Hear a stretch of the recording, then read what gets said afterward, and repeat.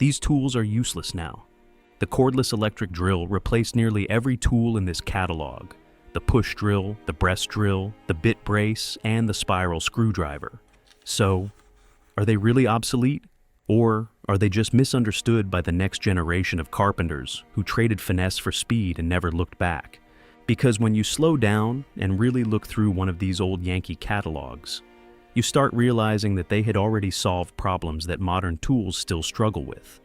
This catalog was published shortly after Stanley purchased the North Brothers Manufacturing Company and their Yankee line of tools in 1946. And this catalog starts by showcasing some of their most popular tools that nobody would call obsolete, that are still often used today. They're standard ratchet screwdrivers. You probably have one in your toolbox right now. Their light-duty model came with a knurled finger grip that let you start turning the blade with your thumb and first finger while holding the tool in your palm. And if you've ever used one of these older ratcheting screwdrivers, you know just how well they were made. The internal ratcheting mechanisms were extremely smooth, with very fine gears, allowing the user to engage the mechanism with a very gentle turn of the hand. And the finger touch control allowed the user to toggle between the drive, draw, and lock rigid positions single-handedly, without having to release the handle or disengage the blade from the screw. This made them a pleasure to use, while also making them ideal for working in tight spaces with limited clearance. And throughout the catalog, they keep repeating the phrase, "speed with accuracy."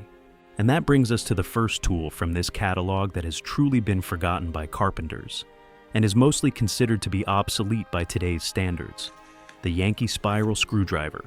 This thing was everywhere.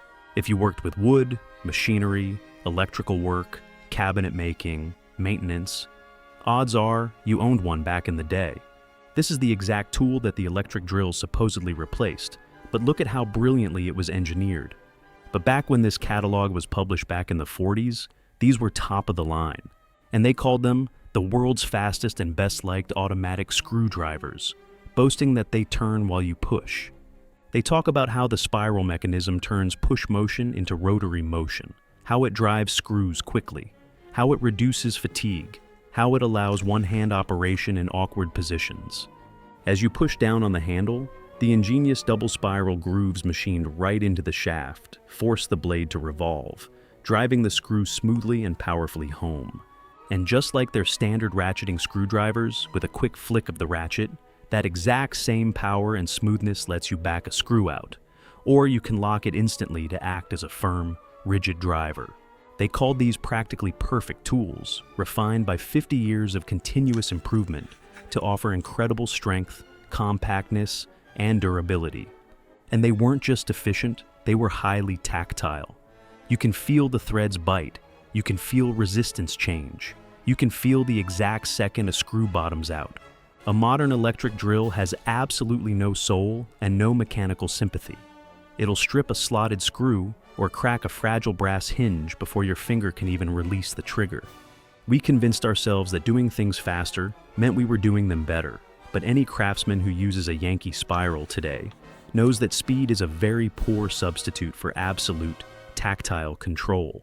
And then before getting into the next tools that were made obsolete by the electric drill, they cover a few other tools that were so well made that they are still commonly used today. The first is their line of standard rigid screwdrivers. But there was nothing standard about them. If you've ever twisted the handle right off a cheap modern screwdriver, you need to look at the illustration shown on page 14 to see how Yankee built their standard rigid drivers.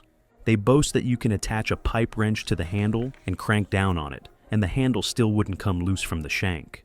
This was because they didn't just glue a piece of plastic to a metal rod. They used a brilliant bolster construction to ensure the handle would never turn or loosen under a powerful twist. This bolster features 4 metal teeth extending its entire length, and when they're press-forced into the handle, they're virtually impossible to twist out of place. They engineered a screwdriver that stands up to massive abuse, and they individually hand-tested every single blade before it ever left the factory. And then this is followed by their compact offset ratchets. These were highly efficient and effective to use. These were pocket-sized, powerful screwdrivers, perfect for hard-to-reach screws. The catalog refers to it as a vest pocket giant. with their number 3400 driver being able to handle a number 14 size screw. And they also sold an all-purpose version, which came with 13 adapter options, making it a complete offset system in one handle. I love to buy these whenever I see them out at flea markets, and have accumulated nearly a drawer full of them over the years. You can never have too many. And then we get into the next category of tools that the electric drill replaced, the hand-powered drills, starting with the push drills.